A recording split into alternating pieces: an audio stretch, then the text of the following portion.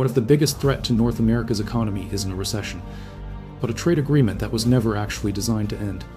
For months, headlines have focused on tariffs, political rhetoric, and increasingly tense exchanges between Washington and Ottawa. Public debate is often centered on one question: is North America's free trade system about to collapse? According to publicly available information, the answer is far more complicated than many political speeches suggest. At the center of the debate is the United States-Mexico-Canada Agreement, better known as USMCA or CUSMA in Canada. Signed during Donald Trump's first administration, the agreement replaced NAFTA and now governs one of the world's most integrated trading relationships.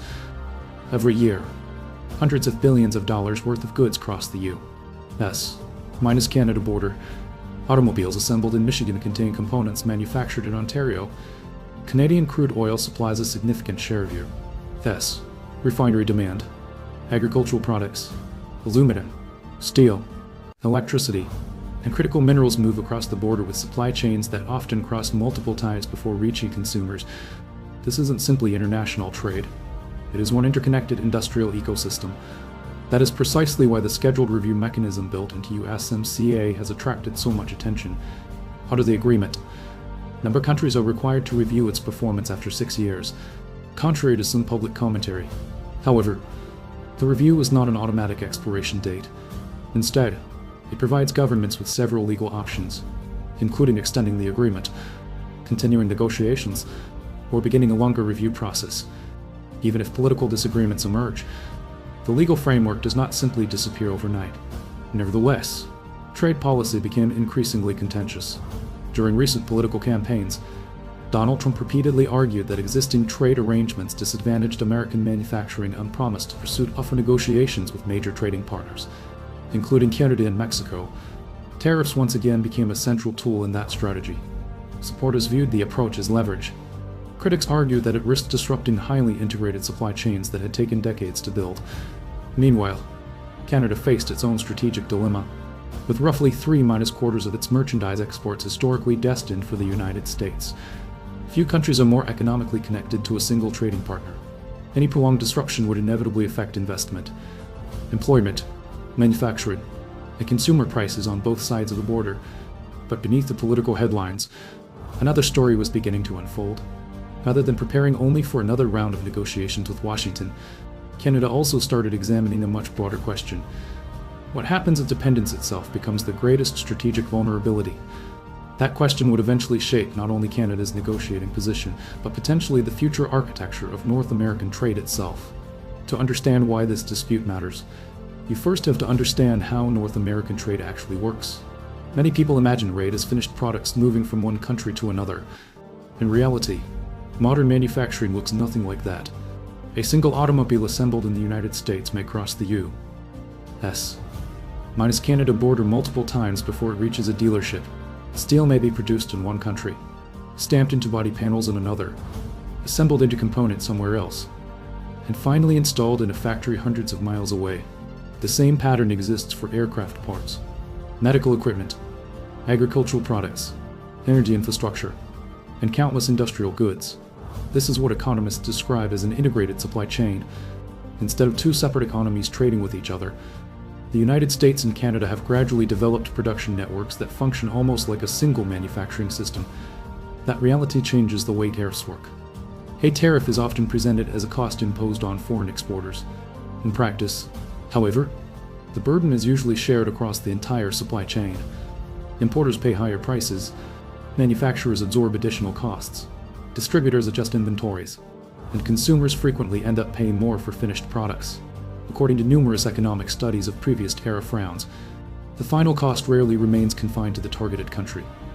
Instead, it spreads throughout the production network. This is especially important in North America because both economies rely heavily on industries where margins are relatively thin and production schedules operate on a just minus and minus time basis. Even relatively modest disruptions can force companies to redesign logistics, seek alternative suppliers, or postpone investment decisions. Energy illustrates this relationship particularly well. Canada has long been one of the largest foreign suppliers of crude oil to the United States, especially for refineries specifically configured to process heavier Canadian crude. Replacing those supplies is not simply a matter of purchasing oil elsewhere. refinery configurations, transportation infrastructure, pipeline capacity, and long-term commercial contracts all influence how easily supply chains can be adjusted. The same principle applies to critical minerals, electricity exports, aluminum, fertilizer, and forestry products. Changing suppliers often requires years, not months. This explains why many analysts believe trade negotiations are rarely just about tariffs themselves. Instead, they are contests over expectations. If businesses believe market access could become unpredictable, they begin reducing their dependence on that market long before any formal agreement changes. Investors postpone projects. Manufacturers diversify suppliers. Financial institutions reassess long-term risk. These decisions are driven less by today's tariff rates than by tomorrow's uncertainty. That appears to be one of the central dynamics behind Canada's recent economic strategy. According to publicly available trade data, Canadian exports to several non-US markets have increased as businesses actively pursue greater diversification. Government officials have also emphasized expanding commercial relationships with Europe and the Indo-Pacific while encouraging new investment in export infrastructure. Whether these efforts fully offset any decline in U.S. trade remains uncertain, but from a strategic perspective, diversification serves another purpose. It reduces dependence on a single negotiating partner, and that fundamentally changes the balance of leverage. The question is no longer simply whether tariffs create economic pain.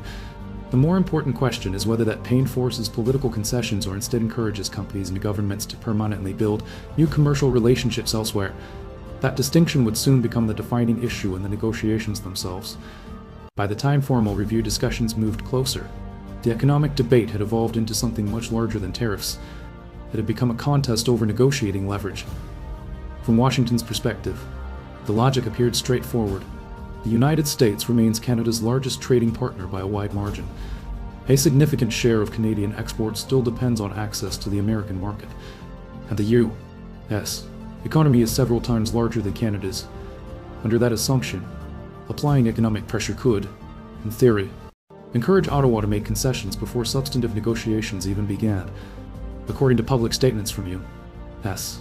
officials during various stages of the review process, Washington emphasized the need to revisit key elements of the existing agreement while maintaining that trade relationships should better serve American manufacturing and national economic interests. Supporters argued this approach increased U.S. bargaining power. Critics question whether repeated tariff threats were strengthening America's negotiating position or encouraging its closest trading partners to reduce their long-term dependence on the U.S. Canada's response was notably different in tone. Rather than escalating political rhetoric, Canadian officials consistently framed their position around the existing legal framework established by USMCA. Publicly, Ottawa emphasized that the agreement already provides mechanisms for review, amendment, and extension. From Canada's perspective, negotiations should proceed within those established rules rather than under the pressure of unilateral deadlines or public ultimatums. This distinction mattered. Negotiations are often shaped not only by economic strength but also by expectations. If one side accepts that every discussion begins with new demands imposed under threat, the negotiating framework itself gradually changes. Canadian policymakers appeared determined not to establish that precedent. Instead of focusing exclusively on the bilateral relationship with Washington, Canada simultaneously accelerated efforts to broaden its international commercial partnerships. Trade missions expanded into Europe and the Indo-Pacific.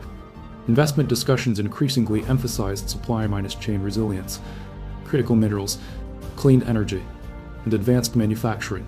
Government officials repeatedly highlighted export diversification as a long-term national strategy, rather than a temporary response to political uncertainty.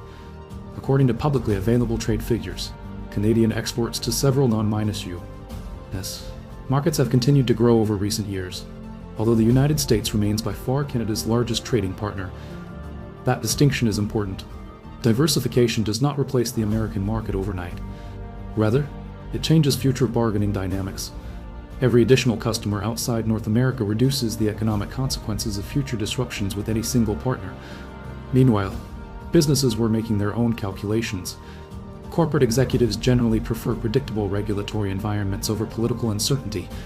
Long-term investments, whether in automobile manufacturing, energy infrastructure, semiconductor production, or mining, often require planning horizons measured in decades. Frequent changes in tariff policy complicate those decisions. even if tariffs are eventually removed. Companies that have already diversified suppliers or invested in alternative production networks may have little incentive to reverse those choices. In other words, uncertainty itself becomes an economic cost. Many analysts describe this as one of the unintended consequences of prolonged trade disputes. Pressure designed to extract short-term concessions can sometimes accelerate long-term structural adjustments that permanently reduce economic dependence. Whether that is ultimately happening between Canada and the United States remains an open question. But it is precisely this possibility that makes the current review far more significant than an ordinary trade negotiation. The outcome will influence not only tariff schedules, but also how businesses across North America decide where to invest, manufacture, and build supply chains for years to come. As the review process continues, one reality has become increasingly clear. This is no longer simply a dispute over tariffs. It is a test of how economic power functions in an era where supply chains, investment decisions, and geopolitical competition are deeply interconnected. For decades, the United States has benefited not only from the size of its domestic market, but also from its reputation as a stable and predictable destination for trade and investment. That reliability has often been just as valuable as America's economic scale. Businesses can adapt to higher costs. They can even adapt to changing regulations. What they struggle to adapt to is uncertainty. When companies cannot predict the rules under which they will operate 5 or 10 years from now, they begin building flexibility into their supply chains. They diversify suppliers, relocate production, and spread investment across multiple jurisdictions. These decisions are expensive, but once made, they are rarely reversed quickly. That is why many economists argue that the long-term effects of trade disputes are often less visible than the immediate political headlines. Tariffs may eventually be reduced.